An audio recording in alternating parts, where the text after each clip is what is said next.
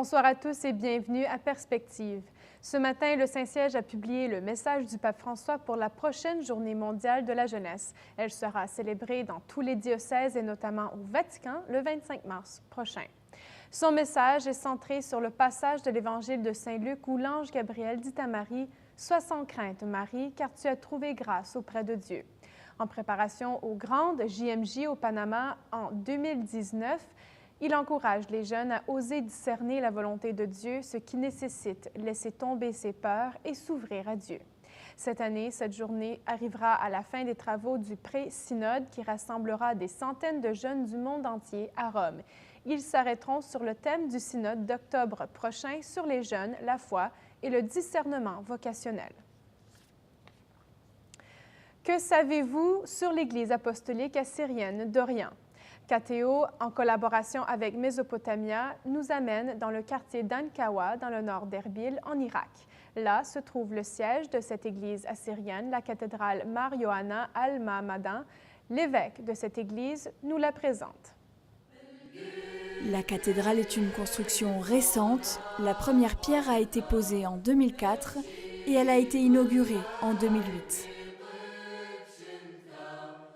Elle est à Erbil, le siège de l'Église apostolique assyrienne de l'Orient.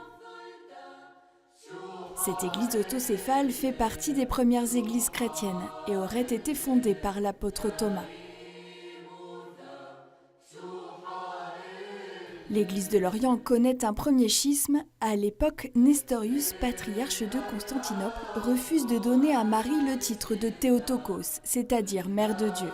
Pour lui, les deux natures de Jésus, divine et humaine, sont distinctes. Marie est uniquement mère de Jésus, homme, et pas de Jésus, fils de Dieu. C'est ce désaccord théologique qui mènera au schisme après le concile d'Éphèse en 431. Au XVIe siècle, une partie des fidèles de cette église a décidé de rentrer en communion avec Rome et fonde l'église chaldéenne.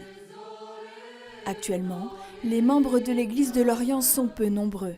À Erbil, 1000 familles à peine fréquentent régulièrement la cathédrale.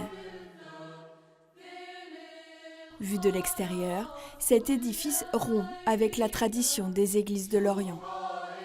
الكنائس بنايات الكنائس لكنيسة المشرق هي عادة من الخارج تكون بسيطة يعني يمكن هاي شوية إنه فخمة إنه مع الحجر والتصاميم الجديدة أكيد بس عادة الكنائس الشرقية كنائس المشرق هي مميزة بهندستها أكثر مما هي بشكلها الخارجي.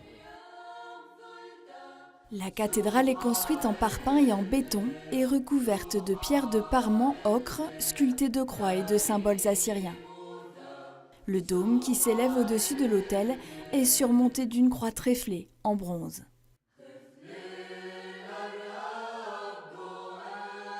L'intérieur de l'édifice est volontairement très sobre. On n'y voit ni icônes ni ornements.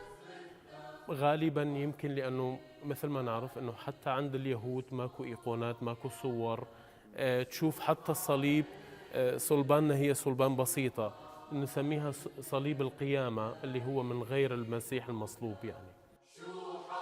Une arche monumentale percée de 3 portes sépare la nef du Saint des Saints où se trouve l'autel. Seul détail admirable, le tympan qui surmonte la porte royale. Il représente la beauté du ciel sur la terre. Les bas-reliefs en marbre sont ajourés pour permettre son illumination. Il fait écho dans la liturgie comme dans la spiritualité orientale au Christ lumière du monde.